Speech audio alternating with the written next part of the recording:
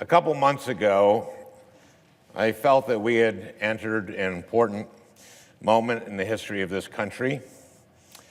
We were finally beginning to listen to women about the ways in which men's actions affect them.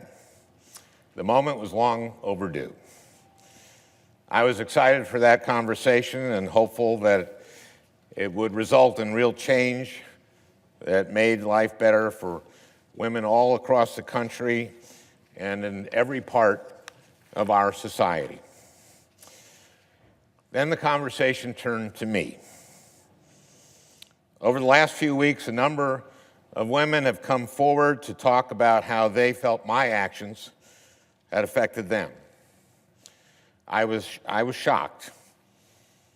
I was upset.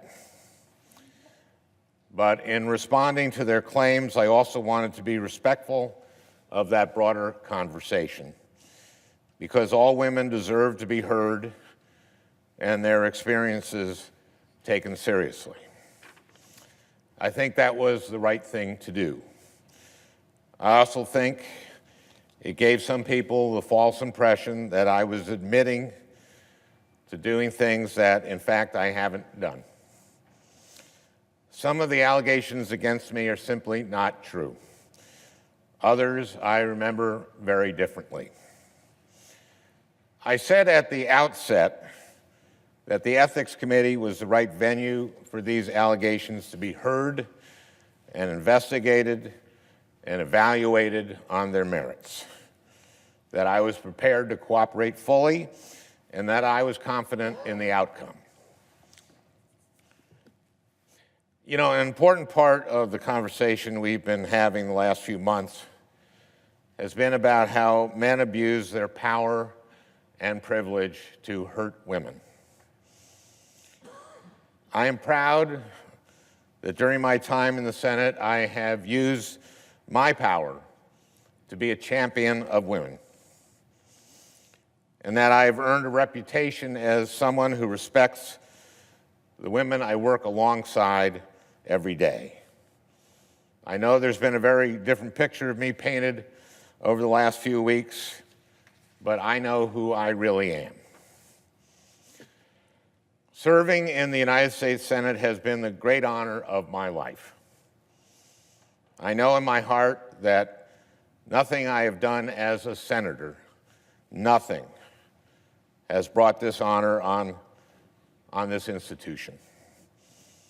And I am confident that the Ethics Committee would agree. Nevertheless, today I am announcing that in the coming weeks, I will be resigning as a member of the United States Senate.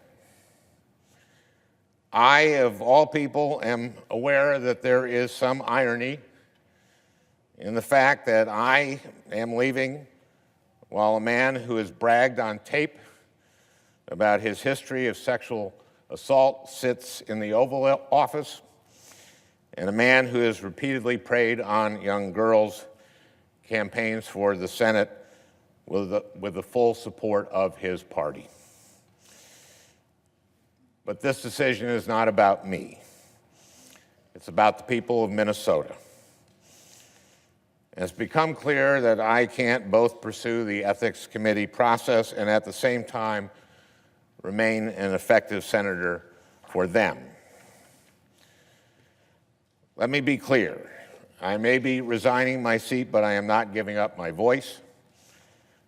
I will continue to stand up for the things I believe in as a citizen and as an activist.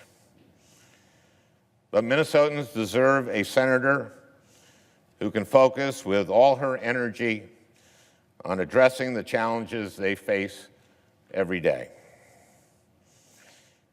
Politics, Paul Wellstone told us, is about the improvement of people's lives. I know that the work I've been able to do has improved people's lives. I would do it all over again in a heartbeat. For a decade now, every time I would get tired or discouraged or frustrated, I would think about the people I was doing this for and would get me back up on my feet. I know the same will be true for everyone who decides to pursue a politics that is about improving people's lives. And I hope you know that I will be fighting alongside you every step of the way. With that, Mr. President, I yield the floor.